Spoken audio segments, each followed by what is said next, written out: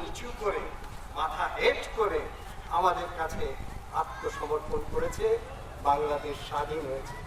যদিও সেই জন্য আমাদের অনেক মূল্য দিতে হয়েছে। ৩০ লক্ষ মানুষ শহীদ হয়েছে, আমাদের ২ লক্ষ মা বোন তার সম্ভ্রম হয়েছে। আমরা কোনোদিন তাদের এই আত্মদান ভুলব না। আজকে আমরা সেই হানাদার বাহিনীর বিরুদ্ধে শপথ গ্রহণ করেছি এবং আর কোনো বাহিনী কোনোদিন বাংলাদেশে হাত বাড়ানোর যাতে সাহস না পায়, সজাগ থাকা। দেশের ভিতরে বা বাইরে সরকারের অনুসারী তারাও যাতে এখানে আমাদের স্বাধীনতার উপর হাত বাড়াতে না পারে, সেজন্য আমরা অটল প্রহরীর মতো সবসময় থাকবো। এই শপথ গ্রহণ করে শহীদদের প্রতি শ্রদ্ধা জানিয়ে আমার বক্তব্য শেষ করব। বন্ধুগণ, আমি আগেই জানিয়েছি যেসব রাজনৈতিক দলের কথা, এখানে অনেক গণসংগঠন আছে, আমি হয়তো সবাইকে দেখতে পাইনি, যাদের ইতিমধ্যে আমার ভুল হতে পারে, মাফ করে দেবেন। আমি দেখতে পাচ্ছি বুদ্ধিজীবী বন্ধুরা আছেন, ছাত্রীদের বন্ধুরা আছেন, সমাজতান্ত্রিক ছাত্র ফ্রন্টের বন্ধুরা আছেন, বিপ্লবী ছাত্রমূর্তির বন্ধুরা আছেন, এসহ হয়তো অনেক আছেন। আমরা সে কথা বলবো, কিন্তু আমি বলেছি এটা খুবই সংক্ষিপ্ত। তারপরে যদি অন্যান্য দল নিজস্ব কর্মসূচি করতে চান এখানে করবেন।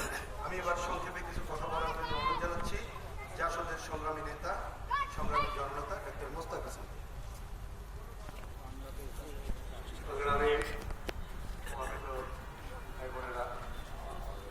এখানে 1971 সালে আমাদের 7ই মার্চ বঙ্গবন্ধু ঘোষণা দিয়েছিলেন এবারের সংগ্রাম, মুক্তির সংগ্রাম, এবারের সংগ্রাম, স্বাধীনতার সংগ্রাম। সেই স্মৃতি বিজড়িত যোদ্ধা এখানে আমার হানাদার বাহিনীর আত্মসমর্পণ করেছে, নতুন বাঙালি জানার বোঝায় এখানে আমাদের সেই 71 স্মৃতিকে মনে করার পাশাপাশি আরো আমাদের অনেক হৃদয়দায়ক এবং অনেক স্মৃতি আছে। আমাদের শহীদরা জীবন দিয়েছেন, নারীরা নির্যাতিত হয়েছেন। আমার বাঙালি নামধারী তারা 6ই এপ্রিল কুখ্যাত টিক্কাখানের সাথে নুরুল আমিন গোলাম আজম সহ তারা হানাদার বাহিনীর পক্ষে অবলম্বন করেছিল।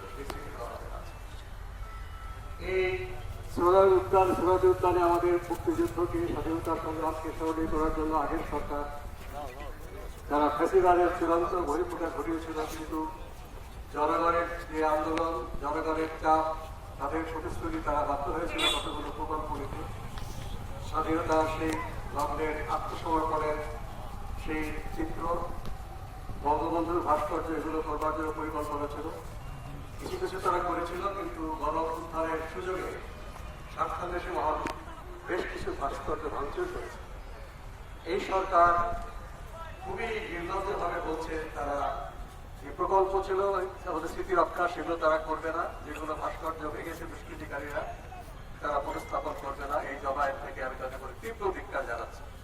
স্বাধীনতার স্মৃতিকে অবমাননা করে, তাকে সম্মান না জানিয়ে বাংলাদেশে কেউই আমাদের জনগণকে প্রতিনিধিত্ব করতে পারে না। আজকের এই 25শে মার্চের লগ্নে আমরা সেটাই স্মরণ করিয়ে দিতে চাই। আমরা আশা করি ফ্যাসিবাদ বিরোধী সংগ্রামে যে প্রজন্ম জ্বলে উঠেছে, তারা এই সমস্ত মুখোশধারীদের ষড়যন্ত্রকে ছিন্ন করে বাংলাদেশের যে প্রকৃত পরিচয়, সেই প্রকৃত পরিচয়কে তারা তুলে ধরবেন, সেই শপথ এবং সে আচারিকে আমি শেষ করব। বাংলাদেশ জাতীয়দের পক্ষ থেকে, সবার পক্ষ থেকে আপনাদের প্রতি আমার বিনম্র শ্রদ্ধা। আর অল্প একটু আনুষ্ঠানিকতার পর আমরা শহীদদের উদ্দেশ্যে নীরবতা পালন এবং স্যালুট জানিয়েই এই কর্মসূচি আনুষ্ঠানিকভাবে শেষ করব। তার আগে একটু কথা বলতে চাই। এখানে আপনার বাংলাদেশ জাসদের নেতার কথা শুনলেন। আমি দেখতে পাচ্ছি অনেক নেতৃবৃন্দ আছেন, আমি সবার নাম বলছি না। বাংলাদেশের কমিউনিস্ট পার্টির সহকারী সাধারণ সম্পাদক কমরেড মিহির ঘোষ সহ নেতৃবৃন্দ আছেন। বাংলাদেশের সমাজতান্ত্রিক দল বাসদের সাধারণ সম্পাদক কমরেড বজলুর রশিদ ফিরোজ সহ নেতাকর্মীরা আছেন। বাংলাদেশের বিপ্লবী কমিউনিস্ট লীগের সংগ্রামী সাধারণ সম্পাদক ইকবাল কবির জাহিদ সহ বীর মুক্তিযুদ্ধ অধ্যাপক আব্দুল সত্তার সহ অন্যান্য নেতৃবৃন্দ আছেন। আমি দেখতে পাচ্ছি বাংলাদেশ বাসদ মার্চবাদীর অন্যতম নেতা ডক্টর জয়দীপ ভট্টাচার্য সহ নেতৃবৃন্দ আছেন। আমরা দেখতে পাচ্ছি সংগ্রামী জননেতা, আমাদের জোটের অন্যতম নেতা, গণতান্ত্রিক বিপ্লবী পার্টির সাধারণ সম্পাদক কমরেড মুশারফা মিশু আছেন। দেখতে পাচ্ছি বাংলাদেশের সমাজতান্ত্রিক পার্টি নির্বাহী সভাপতি কমরেড আব্দুল আলী সহ নেতৃবৃন্দ উপস্থিত আছেন, গণসংগঠনের নেতৃবৃন্দ অন্যরা আছেন, আমি কারণ নাম আর বললাম না। এখন আমাদের বাম জোটের পক্ষ থেকে, এই নেতৃবৃন্দের পক্ষ থেকে সামান্য কথা বলার জন্য অনুরোধ জানাচ্ছি বাম জোটের সংগ্রামী সমন্বয়ক বিপ্লবী কমিউনিস্ট লীগের সাধারণ সম্পাদক কমরেড ইকবাল